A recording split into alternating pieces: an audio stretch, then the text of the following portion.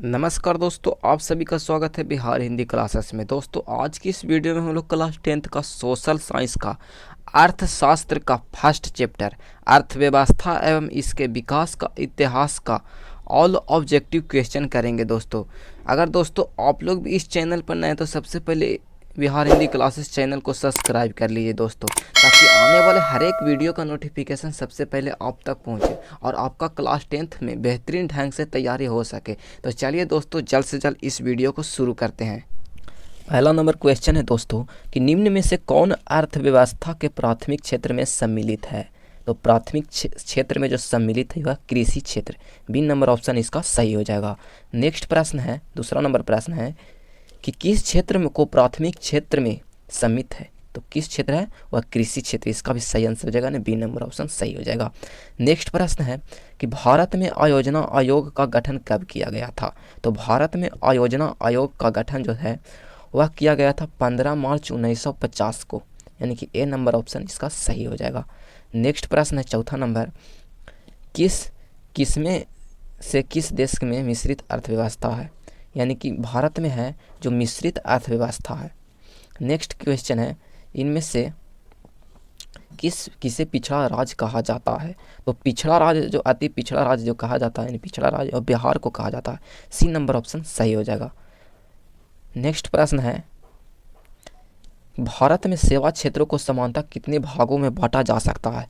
तो सेवा क्षेत्र को मुख्य दो भागों में बांटा जाता है, आर्थिक क्षेत्र और सामाजिक क्षेत्र। नेक्स्ट क्वेश्चन है सातवां नंबर प्रश्न, अर्थव्यवस्था की आर्थिक क्रियाओं को कितने भागों में बांटा जा सकता है। तो अर्थव्यवस्था की आर्थिक क्रियाओं को मुख्य 3 भागों में बांटा जा सकता है। नेक्स्ट प्रश्न है सन 2008 से 2009 के अनुसार भारत की औसत प्रति आय है। तो औसत प्रति आय है जो 25,494 रुपया है, बी नंबर ऑप्शन सही हो जाएगा। नेक्स्ट प्रश्न है भारत में पहली पंचवार्षिक योजना की अवधि कौन सी थी। तो भारत में पहली पंचवार्षिक योजना की जो विधि थी 1951 से 1956, बी नंबर ऑप्शन इसका सही हो जाएगा। नेक्स्ट प्रश्न है कि राष्ट्रीय विकास परिषद का गठन कब किया गया था। तो राष्ट्रीय विकास परिषद का जो गठन था 6 1952 को किया गया था। नेक्स्ट प्रश्न है मानव विकास सूचकांक में कितने सूचक हैं। तो मानव विकास सूचकांक में जो कितने सूचक हैं, यानी कि 3 सूचक हैं, बी नंबर ऑप्शन इसका सही हो जाएगा। नेक्स्ट क्वेश्चन है संपूर्ण क्रांति का नारा किसने दिया, यानी कि नारा, यहाँ पर नारा हो जाएगा, मारा नहीं, नारा का किसने दिया, यानी कि Jayaprakash Narayan, D number option सही हो जाएगा। नेक्स्ट प्रश्न है मनरेगा के अंतर्गत ग्रामीण मजदूरों को साल में कम से कम कितने दिनों के लिए रोजगार देने की व्यवस्था है। तो मनरेगा के अंतर्गत साल में कम से कम मजदूरों को 100 दिनों का रोजगार देने का व्यवस्था है, ए नंबर ऑप्शन इसका सही हो जाएगा। नेक्स्ट प्रश्न है कि आर्थिक क्रियाओं का उद्देश्य होता है। तो आर्थिक क्रियाओं का जो उद्देश्य होता है वह होता है जीविकोपार्जन, ए नंबर ऑप्शन सही हो जाएगा। नेक्स्ट प्रश्न है भारत की आर्थिक व्यवस्था है। तो भारत की आर्थिक व्यवस्था है यानी कि मिश्रित आर्थिक व्यवस्था है, सी नंबर ऑप्शन सही हो जाएगा। नेक्स्ट प्रश्न है कि एक समाजवादी अर्थव्यवस्था में सर्वाधिक बल दिया जाता है, यानी कि एक समाजवादी अर्थव्यवस्था में सर्वाधिक बल दिया जाता है, यानी कि लोक कल्याण पर, डी नंबर ऑप्शन सही हो जाएगा। नेक्स्ट प्रश्न है 17 नंबर प्रश्न है कि समानता किस देश के विकास के स्तर किस आधार पर निर्धारित किया जाता है। किस आधार पर निर्धारित किया जाता है, यानी कि प्रति व्यक्ति आय, साक्षरता दर, स्वास्थ्य की स्थिति, यानी कि इनमें से सभी, डी नंबर ऑप्शन इसका सही हो जाएगा।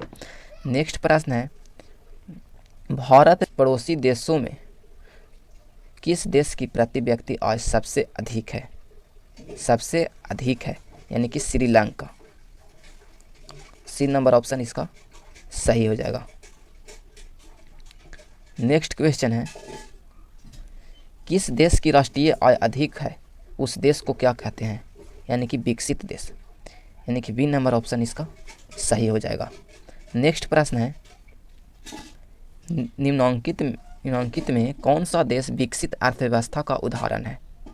तो अमेरिका जो है वो विकसित देश का उदाहरण है, यानी कि डी नंबर ऑप्शन इसका सही हो जाएगा। नेक्स्ट प्रश्न है, किस अर्थव्यवस्था में उत्पादन के साधनों पर किसी व्यक्ति या निजी संस्था का अधिकार होता है? संस्था का अधिकार होता है, यानी कि पूंजी अर्थव्यवस्था के अंतर्गत। ये नंबर ऑप्शन सही हो जाएगा। 22वां नंबर प्रश्न है दोस्तों, बिहार में किसकी प्रधानता है? तो बिहार में जो प्रधानता है वह कृषि की प्रधानता है, यानी कि डी नंबर ऑप्शन सही हो जाएगा। नेक्स्ट प्रश्न है, बिहार में आर्थिक पिछड़ापन का मुख्य कारण है जनसंख्या में तीव्र वृद्धि, कृषि पर अत्यधिक जनभार, बाढ़ एवं सुखाड़ का प्रकोप। उत्तरी बिहार में बाढ़ और दक्षिणी बिहार में सुखाड़ की समस्या, यानी कि इनमें से सभी, डी नंबर ऑप्शन इसका सही हो जाएगा। नेक्स्ट प्रश्न है 24 नंबर, बिहार झारखंड विभाजन के पश्चात कौन सा उद्योग बिहार में रह गया? कौन सा उद्योग बिहार में रह गया? यानी कि चीनी उद्योग, बी नंबर ऑप्शन सही हो जाएगा। 25वां नंबर क्वेश्चन है दोस्तों, लास्ट प्रश्न है कि बिहार में जीवन यापन का मुख्य साधन है। तो बिहार में जो है जीवन यापन का मुख्य साधन है कृषि, ये नंबर ऑप्शन सही हो जाएगा। तो दोस्तों आज के लिए इतना ही। वीडियो पसंद आए तो वीडियो को लाइक कीजिए, चैनल को सब्सक्राइब कीजिए ताकि आने वाले हर एक वीडियो का नोटिफिकेशन आप तक पहुंचे, और कमेंट करके ज़रूर बताइएगा कि आपका 25 में से कितना प्रश्न सही हुआ। मिलते हैं नेक्स्ट वीडियो में। जय हिंद, जय भारत।